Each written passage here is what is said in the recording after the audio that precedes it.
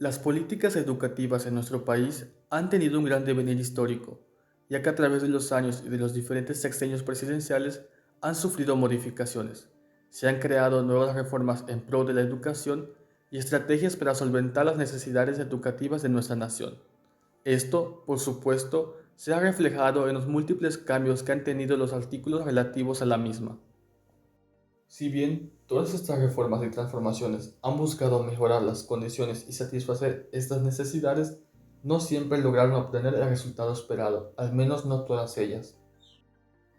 Ya sea por situaciones económicas como crisis que afectaron al país o por una mala administración del presupuesto destinado. Ahora bien, estos efectos, positivos o negativos, marcaron el rumbo de la educación hasta nuestros días. Esta sesión se enfocará en explicar la manera en cómo cambió la educación durante el gobierno del presidente Miguel de la Madrid Hurtado, las estrategias, los programas, proyectos implementados y los resultados obtenidos. No sin antes mencionar que el gobierno de Hurtado se caracterizó por el inicio de la aplicación de las políticas neoliberales y por la búsqueda de una revolución y descentralización educativa. El gobierno del presidente Miguel de la Madrid Hurtado inicia en diciembre de 1982. Durante este sexenio se implementó la política denominada Revolución Educativa, a cargo del licenciado Jesús Reyes Heroles, quien en ese entonces era el secretario de Educación Pública hasta su muerte en 1985. Esta política surge debido a la baja calidad de la enseñanza, índices altos de analfabetismo y de personas que no habían terminado la primaria o secundaria. Los modelos educativos diseñados para el medio urbano que habían persistido en la primaria y en la secundaria. La expansión considerable, pero no suficiente, de la secundaria al inicio del sexenio. La expansión de los estudios superiores, que aunque era considerable, respondía más a las necesidades individuales que a los requerimientos del desarrollo nacional. Es entonces que Miguel de la Madrid presenta el Plan de Desarrollo, buscando precisamente esta revolución educativa.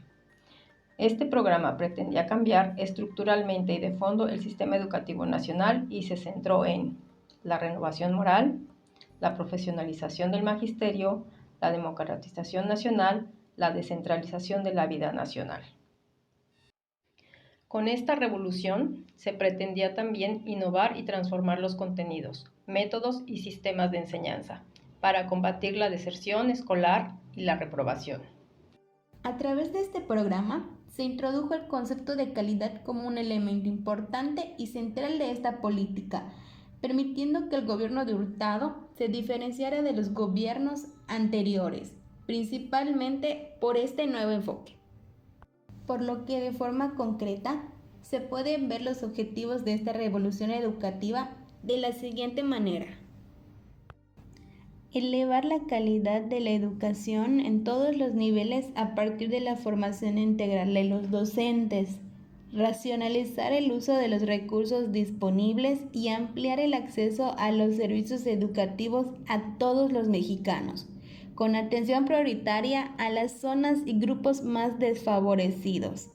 Vincular la educación y la investigación científica, la tecnología y el desarrollo experimental con los requerimientos del desarrollo nacional. Regionalizar y descentralizar la educación básica y normal. Regionalizar y desconcentrar la educación superior, la cultura y la investigación. Mejorar y ampliar los servicios en las áreas de educación física, deporte y recreación. Y hacer de la educación un proceso permanente y socialmente participativo. Otro de los proyectos estratégicos propuestos que son importantes mencionar se encontraban en la educación básica, donde se buscaba integrar la educación preescolar, primaria y secundaria en un solo nivel, y con esto elevar la gratuidad y obligatoriedad de este a rango constitucional. Y en una de las medidas fundamentales que fue desconcentrar los servicios educativos de todos los niveles hacia los estados de la República. Es indispensable recalcar la incoherencia que hubo entre el proyecto económico y la política educativa que se pretendía seguir. Esto debido en parte a que las necesidades sociales ya no eran prioritarias. En palabras de Iris Guevara, en realidad la educación solo tenía importancia en la medida en que respondiera a las necesidades del capital y a las económicas. Además de ello, también estaba la escasez de recursos y la grave crisis que agobiaba al país, que ocasionó que se restringiera el presupuesto destinado a la educación. Los resultados obtenidos de esta revolución se reflejaron en los diferentes niveles educativos. Educación primaria. Se siguió atendiendo el 100% de la demanda real. A través del programa, con la frente en alto, se incorporaron a alumnos que habían sido expulsados del sistema por carecer de recursos materiales para estudiar, aunque hubo un descenso en el número de niños inscritos en este nivel, pasando de 15.376.200 en el ciclo 1983-1984 a 14.656.200 alumnos para el ciclo 1988-1989. Es decir, hubo una diferencia de 608.209 alumnos en el primer y último año de gobierno. Educación secundaria. Se reconoció la importante expansión que había tenido la educación secundaria en el Programa Nacional de Educación, Cultura, Recreación y Deporte, editado por la SEP, cuyo índice de atención a la demanda llegó a 85% y con una eficiencia terminal de 74%. Sin embargo, una de las principales dificultades que se enfrentaba era la integración y coordinación interna de las diferentes opciones: la secundaria general, la técnica, la de trabajadores y la telesecundaria. La matrícula de educación secundaria pasó de 3.583.300 alumnos en el ciclo 1982-1983 a 4.355.300 en el ciclo 1988-1989. Educación media. Hubo una difícil articulación entre el nivel básico y el nivel superior debido a la coexistencia de más de 160 programas y planes de estudio en la educación media, unos con carácter propedéutico, otros terminal y otros que combinaban los dos anterior. Durante el sexenio se consideró que el CONALEP respondía a las necesidades de crear técnicos medios, motivo por el cual se le dio importante apoyo a esta institución. Hubo aumento en sus centros educativos, su población estudiantil y hubo éxito en sus egresados al encontrar una ocupación conectada con sus estudios. Sin embargo, también hubo austeridad presupuestal en la educación tecnológica que afectó al conjunto de la educación y el gasto otorgado a este tipo de educación decreció 42.33%. En la educación media superior se alcanzó una matrícula de 2 millones de alumnos. Destaca el impulso dado a la educación media terminal y el bachillerato pedagógico, de nueva creación, el cual incrementó su población. El bachillerato. Durante el sexenio se continuó con la política de tratar de mantener separada la educación media de la universitaria, pretendiendo dar una salida a la masificación de las universidades mediante la educación técnica. La matrícula en este nivel incrementó en un 32.6%, aunque la caída del gasto para la educación media universitaria de 1982 a 1987 fue de 46.33%, lo que se evidenció en la disminución del costo por alumno. Educación normal.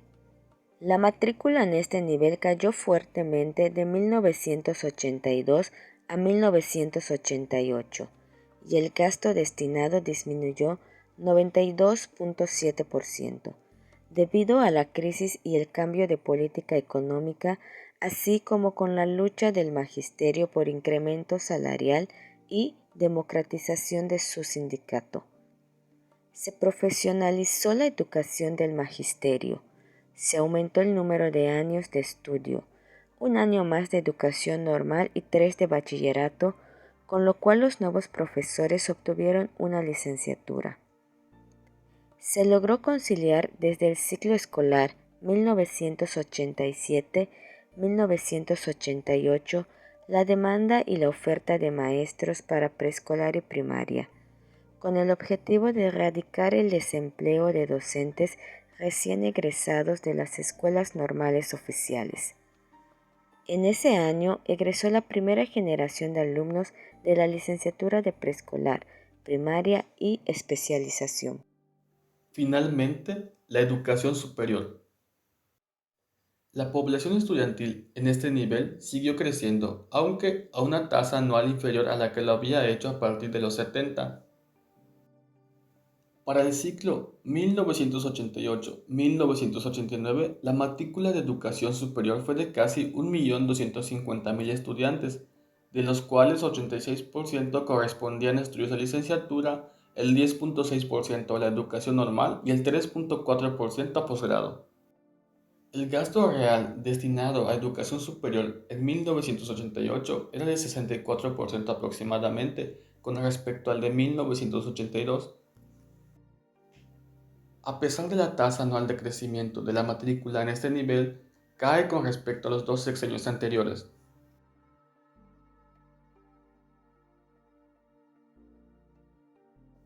Es posible observar en este gobierno innovadores proyectos que buscaban mejorar la calidad de los sistemas educativos, uno de los objetivos centrales de la llamada revolución educativa.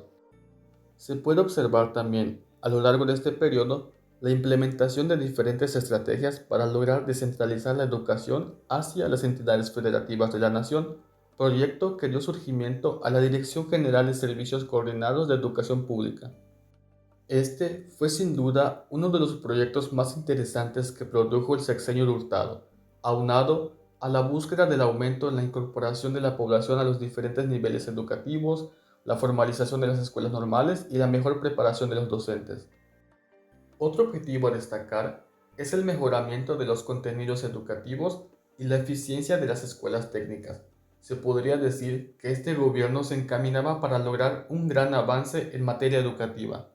Sin embargo, la grave crisis económica que estalló a principios de 1982 afectó en gran manera y trajo como consecuencias la reducción de los recursos y el gasto público destinados a la educación y la interrupción de la descentralización, pues no mostró avance alguno.